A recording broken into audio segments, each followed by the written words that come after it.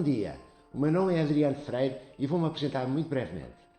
Trabalhei em várias empresas nacionais e internacionais, depois fui para o Japão, vivi 4 anos e meio em Tóquio, onde também trabalhei e me doutorei em gestão de empresas, em japonês. Depois regressei à Europa, fui convidado para ser professor na Universidade Católica Portuguesa e no The Lisbon MBA, que é uma parceria com o MIT dos Estados Unidos da América. Ao longo dos anos recebi múltiplas vezes o prémio de melhor professor.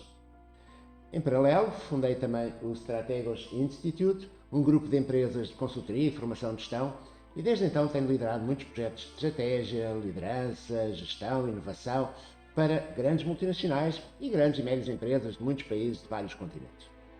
Tenho sido também regularmente convidado para ser orador em conferências internacionais e publiquei vários livros sobre estratégia, inovação, internacionalização, desenvolvimento organizacional, bem como o mais recente, Gestão Moderna, Sucesso nos Negócios Tradicionais e Digitais, que está na origem destes 12 vídeos. Trata-se de um livro muito prático, com mais de 1000 exemplos, figuras, tabelas, mapas, bem como 12 casos mais aprofundados sobre empresas de referência à escala mundial. Neste vídeo vou apresentar brevemente o primeiro capítulo, também intitulado Gestão Moderna, precisamente para abordar os principais temas atuais da gestão. Os tópicos cobertos neste capítulo são a gestão e os gestores, a governação, a sustentabilidade, os negócios tradicionais e digitais, e o capítulo termina com um anexo dedicado ao Mapa Egos, um inovador modelo de personalidade. E o capítulo tem início com um caso sobre uma aplicação móvel extraordinária chamada TikTok, que já conta com mais de 1000 milhões de utilizadores ativos em todo o mundo. Graças aos vídeos enviados pelos utilizadores, esta aplicação é uma fonte inesgotável de entretenimento, com vídeos sobre música, dança, desporto, brincadeiras, mas também alguns temas específicos como culinária, livros, etc. E tem sido também usada para identificar tendências e novas oportunidades de negócio. De facto, só em 2022, a TikTok lançou nos Estados Unidos da América cerca de 1000 cozinhas TikTok para cozinhar e entregar ao domicílio algumas comidas apresentadas em vídeos que se tornaram virais. Estamos a falar de comidas um pouco diferentes, como batatas fritas de massa, costeletas de milho, hambúrgueres esmagados, etc. Muito bem, a primeira parte do capítulo é dedicada à gestão e aos gestores. Na realidade, gerir consiste em planear, implementar e controlar as atividades para atingir os objetivos de uma forma organizada.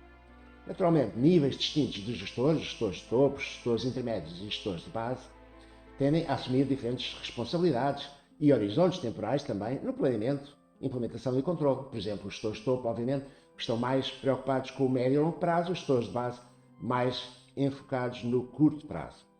Por exemplo, numa empresa típica de construção civil e obras públicas, os gestores de topo são, normalmente, os membros da comissão executiva e um conjunto restrito de diretores de geografias, negócios e algumas funções críticas.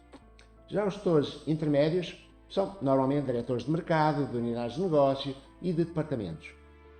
E os gestores de base, tipicamente, são os diretores de obra, os coordenadores de projetos, as chefias departamentais, etc.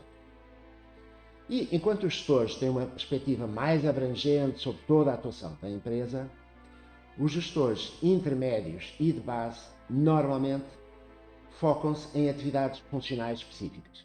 E há 6 áreas funcionais que são mais ou menos comuns a praticamente todas as empresas: investigação e desenvolvimento, operações, marketing e vendas, recursos humanos, finanças e sistemas de informação. Obviamente, os gestores destas áreas funcionais devem trabalhar bem em equipa para planear, implementar e controlar as orientações estratégicas determinadas pela gestão de topo. A segunda parte deste capítulo centra-se na governação da empresa, ou seja, no exercício do controle da atuação dos gestores por parte dos detentores do capital, acionistas ou sócios. E, na realidade, existem diferentes sistemas de governação. Por exemplo, o sistema anglo-americano privilegia os acionistas e a valorização bolsista no mercado de capitais, como é, por exemplo, o caso da General Motors. Já o sistema comunitário, mais típico dos países europeus, do Japão e de alguns outros países, procura balancear os interesses dos acionistas ou sócios com os de outros stakeholders, ou seja, partes interessadas na empresa, como, por exemplo, os próprios colaboradores da empresa, os bancos, parceiros de negócio, etc. E Esse é o exemplo também da Nissan. E o sistema emergente procura balancear os interesses dos acionistas ou sócios com os do governo. Isto é, estamos a falar de países como a China, a Rússia, a Índia, Brasil, México, etc., onde os governos ainda têm alguma capacidade de influência na tomada de decisão empresarial privada e, portanto, empresas como a Tata Motors, do grupo indiano Tata, têm que garantir que as suas orientações estratégicas são bem alinhadas também com os interesses do governo. Muito bem, a terceira parte deste capítulo é dedicada ao tema cada vez mais importante da sustentabilidade. Na realidade, a sustentabilidade económica desde sempre tem sido relevante para os gestores, mas mais recentemente, 3 outros tipos de sustentabilidade têm vindo a ganhar importância. A sustentabilidade ambiental, relacionada com a proteção do planeta, a sustentabilidade social, associada à maneira como se lida com os colaboradores da empresa, e a sustentabilidade governativa, relacionada com os princípios éticos que devem estar presentes na condução da empresa. E como a sustentabilidade ambiental é designada environmental em inglês, estes 3 tipos de sustentabilidade são conhecidos também como ESG. E um exemplo interessantíssimo é o do Dr. Daniel David, líder do grupo moçambicano de comunicação social Soico, que, para além de promover o desenvolvimento do seu negócio, criou também a Fundasa, ou a Fundação Soico, para desenvolver projetos de natureza social, a Mosefo, um fórum económico que traz para Moçambique prémios Nobel da Economia, presidentes de países, presidentes de empresas, para partilharem os seus conhecimentos, a Mostec, a maior feira de tecnologia de Moçambique, a Mosgrow, outra feira centrada no negócio agrícola. Portanto, muitas iniciativas que ajudam a desenvolver a sociedade, a cultura, a economia, a tecnologia de Moçambique. E as empresas têm naturalmente vindo a integrar de uma forma gradual as preocupações com a sustentabilidade nas suas orientações. Numa fase inicial, tendem a privilegiar o risco. Isto é, evitar incumprimentos da lei, multas, etc. Mas, à medida que vão compreendendo que, poupando nos consumos de água, eletricidade, etc., têm custos mais baixos, evoluem para uma segunda fase. E, mais tarde, compreendem também que, se derem a conhecer ao mercado que os seus produtos, que os seus processos são sustentáveis, as vendas tendem a subir. Até que, por fim, chegam ao nível da integração na estratégia de todas as preocupações com a sustentabilidade ambiental, social, governativa, bem como com a sustentabilidade económica. Aliás, a pressão da sociedade, dos clientes, das gerações mais jovens e até do sistema financeiro tem vindo a dar força a esta evolução. Por exemplo, Larry Fink, o líder da maior gestora de ativos do mundo, chamada BlackRock, tem deixado bem claro nas suas cartas aos líderes empresariais que a BlackRock só investe em empresas que consigam conciliar o desempenho financeiro com a contribuição para a sociedade através de boas práticas de sustentabilidade. E na quarta parte deste capítulo é aprofundada a diferença entre os negócios tradicionais e digitais. Na realidade, todos os negócios combinam algumas atividades mais tradicionais com outras mais digitais. Mas alguns setores são tendencialmente mais tradicionais que outros. Por exemplo, o setor primário, com os negócios de agricultura, pescas, pecuária, exploração florestal, ainda hoje é bastante tradicional. Evoluindo um pouco mais no sentido da digitalização, temos o setor terciário, portanto serviços, mas de natureza relacional. Isto é, que envolvem relações com outras pessoas, como por exemplo o retalho, o turismo, a educação, nas escolas, universidades, a mediação imobiliária, etc. Depois, aproximando-nos cada vez mais dos negócios mais digitais, temos o setor secundário, ou seja, toda a indústria, bem como o setor terciário, portanto serviços, mas serviços mais técnicos, como a engenharia, a arquitetura, a consultoria, serviços jurídicos, banca e seguros, saúde, etc. E, finalmente, os negócios mais digitais estão no setor quaternário, que inclui as tecnologias de informação, telecomunicações, aeronáutica, espaço, robótica, armamento, etc. E o mais importante é compreender que a gestão nos negócios mais tradicionais e mais digitais tende a ser bastante diferente. Olhando, por exemplo, para o caso do setor financeiro, temos umas estratégias ainda bastante conservadoras nos bancos mais tradicionais, aquilo que funcionou bem no passado poderá continuar a funcionar bem no futuro, enquanto que as fintechs, as empresas tecnológicas que atuam no setor financeiro, têm tipicamente estratégias muito disruptivas, com novas ofertas, com novas tecnologias. Já a gestão nos bancos mais tradicionais tende a ser ainda um pouco rígida, muito top-down, com orientações superiores a terem que ser seguidas por todos. Enquanto que nas fintechs a gestão é bastante ágil, muito rápida, muito centrada na aprendizagem e na correção dos erros e na tomada de risco para avançar depressa. Obviamente, a abordagem mais conservadora e rígida poderá continuar a fazer sentido se os negócios forem estáveis.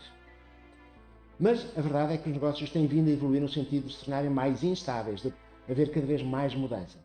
E quanto mais acentuada for a mudança, mais prevalece a abordagem típica das empresas mais digitais. Por isso, em todos os setores e negócios, as empresas, nomeadamente as empresas mais tradicionais, têm vindo a evoluir no sentido da transformação digital. Transformação digital não é apenas inserir os dados que estavam em papel no computador, isso é digitização. E também não consiste apenas em introduzir equipamentos mais automáticos, como tecnologias digitais mais avançadas, que podem ser controlados por sistemas de informação. Isso é digitalização. A transformação digital envolve a mudança da maneira como toda a empresa é gerida ao nível da estratégia, dos processos, dos produtos e dos serviços. E a maior dificuldade na transformação digital não é a aquisição dos equipamentos, é a resistência à mudança por parte dos gestores que estavam habituados a trabalhar de outra maneira. Por exemplo, a empresa Philips tinha um negócio de lâmpadas que hoje se chama Signify, e esta empresa atualmente permite que os clientes utilizem as suas lâmpadas e dispositivos LED, mas que só paguem pela luz efetivamente consumida.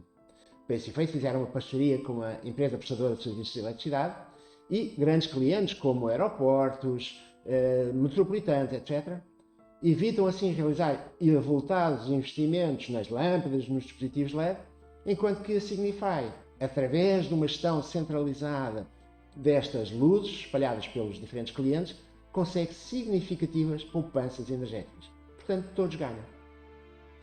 Muito bem, o anexo do capítulo está centrado no Mapa Egos, que é um inovador modelo de personalidade com sólidas bases de biologia, psicologia e gestão empresarial.